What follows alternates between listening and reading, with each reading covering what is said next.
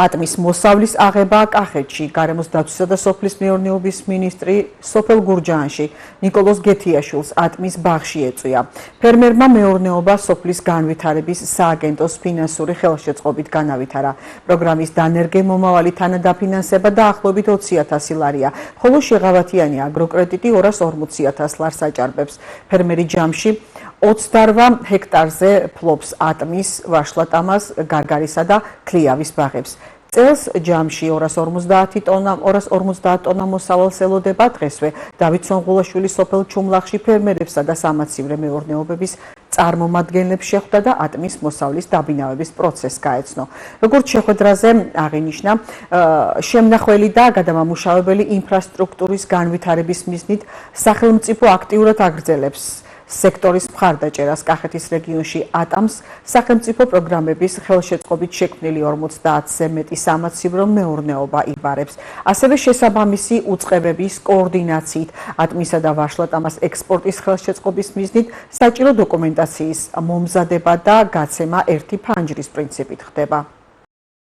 წელს ჩვენი მოსავალი უკვე ბოლოში გადის, ბოლო კრეფები გვაქვს. მოსავალი იყო ძალიან კარგი, იყო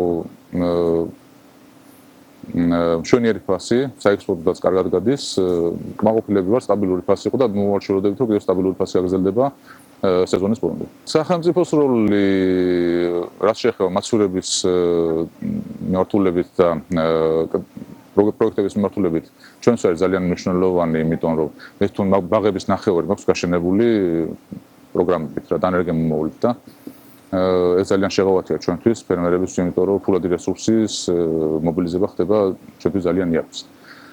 სამაცივრო მეურნეობაში ვინახავთ ჩვენ მაგალითად ესეთ ხილს როგორც არის გვიანეული ქრიავი და გამოგვაქვს მე ქართულ ბაზარზე, ამით ვანაცვლებთ იმპორტს და ჩვენ ქვეყანასაც ვეხმარებით და ჩვენთვისაც ძალიან კარგია, იმიტომ რომ შესაბამის ფასში ვხდებით. ჩემ შემთხვევაში სადაც 200-დან 250 ტონამდე მოსავალს ველოდებით წელს ბოლომდე და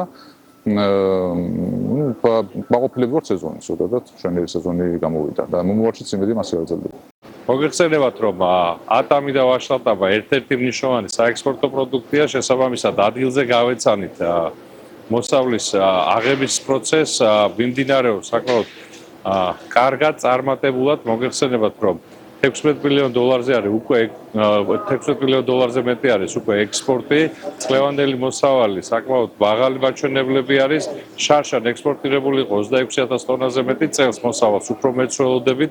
მნიშვნელოვანი არის, რომ საშუალო ფასი სტაბილურია, საკმაოდ მაღალი საშუალო ფასი არის საექსპორტო მოსავალზე, რაც კიდევ ერთხელ ხაზს უსვამს, რომ თარგმნილობს ის ღირებულებათა ჯაჭვი, რომელიც სოფლის მეურნეობაში არსებობს და რომლის სოფლის განვითარების სააგენტოს მიერ არის მხარდაჭერილი, ქმნის ერთობლიობაში პროდუქციის უწყვეტი მიწოდების ციკლს, რომელიც შესაძლებლობას იძლევა, რომ დაიჭიროს საშუალო მაღალი ფასი და აქედან გამომდინარე, რა თქმა უნდა, თითოეული ადამიანი, ვინც ამ პროცესში არის ჩართული, მოყვანიდან რეალიზაციამ და იყოს კმაყოფილი და ეს კიდევ ერთხელ აღინიშნა დღევანდელ შეხვედრაზე ფერმერებთან. ზაფხულის პერიოდში კახელი ფერმერებისთვის მნიშვნელოვანი შემოსავლის წყარო იქცა ატმის მოყვანა და რეალიზაცია. აღსანიშნავია, რომ სახელმწიფო სწორი გატარებული პოლიტიკის შედეგია, რომ რეგიონში ფუნქციონირებს 50-მდე სამაცივრე მეურნეობა, სადაც დასაქმებულია როგორც ადგილობრივი მოსახლეობა, ასევე ქვეყნის სხვადასხვა რეგიონებიდან